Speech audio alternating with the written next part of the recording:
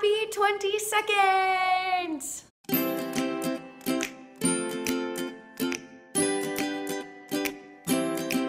Hello, Curios, and happy Thanksgiving if you are in the United States, and happy freaking 22nd. It's a Thursday, life is awesome, and we're almost done with November. To the rest of you. If you are doing NaNoWriMo, I wanted to check in, see how that's going. I personally have, again, remember how we talked about, like, this month always seems to be kind of just never wanting me to do anything? I've been hit with a few things this month. It's gonna be okay. I have not gotten as much writing or recording done as I wanted to because of it. So today I'm actually gonna do some writing because we're not really big Thanksgiving people. We're about to hit a friend's house for the Macy's Day Parade, and then we'll be back inside at my house for the rest of the day. Words are hard. So that we can just sort of chill and have a very like relaxed. I make croissant sandwiches instead. I'm not a big like Thanksgiving meal person. It's just not really my thing.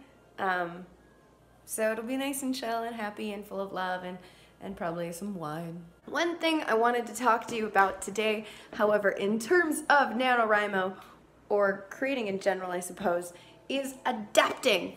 And I don't mean like the way that I adapted a book or a story into a different story.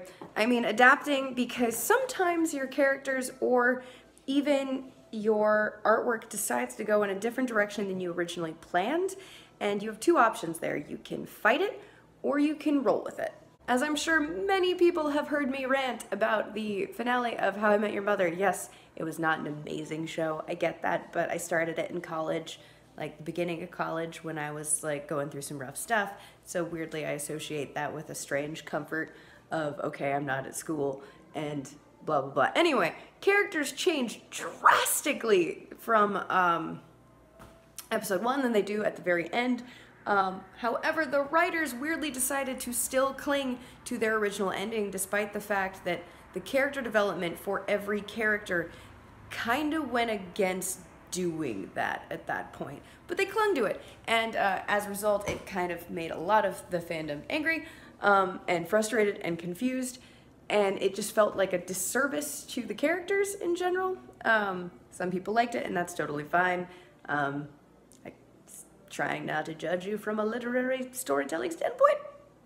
Point being, what you originally set out may not actually be where you end up, and that's okay. Because honestly, as you get to know your characters, as you get to know what you're working on and really like finding that flow, it might not be what you originally set out to be. But here's the thing, more than not, it's going to be better than what you originally intended.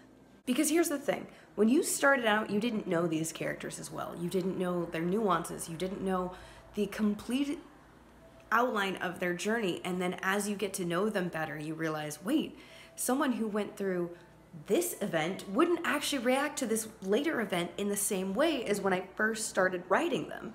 Shoot, this changes things. And that's okay because you're making a more in-depth person who then reacts based on the experiences they've had. That's how actual people work.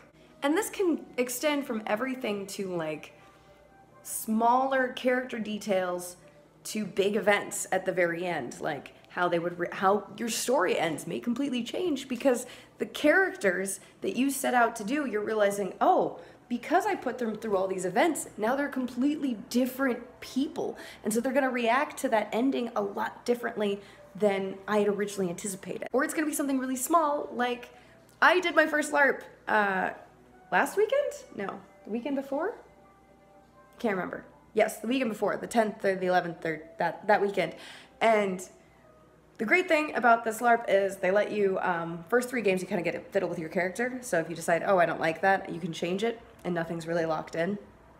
So I went in with a very particular idea of who this character was, and then as I played her throughout the weekend, by the end of it I'm like, oh no, I need to change her name and maybe add a few things. And I had gone in with this idea of like, oh, half-a, da da da, and and, you know, kind of mischievous and whatnot. But the more I played her, the more I'm like, she feels more regal than I thought she would. And it's a much different, she's very, very aware of her personal, very aware of her power. And that was new and different for me, to have a character that was just sort of like, I'm here and I'm like, hello, yes. So that was something I'm like, okay, all right, let's adapt with this. On that note, however, as you adapt, make a note to go back and change things as need be. If you find that it's something that's more of a major change, that you're like, oh, okay, if this character's more like this, then they probably would have reacted differently back here. Just make a note for it.